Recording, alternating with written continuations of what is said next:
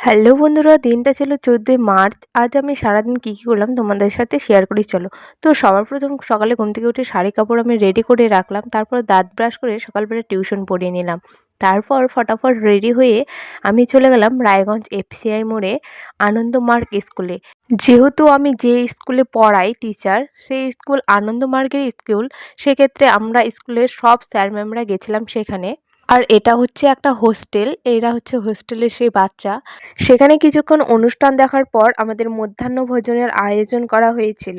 আর মেনুতে ছিল ভাত, ডাল, পাঁপড়, ঘন্ট, পনির তরকারি প্লাস চাটনি। খাবারগুলো তো জাস্ট অসাধারণ ছিল। তারপর বর আমাকে আনতে চলে গিয়েছিল।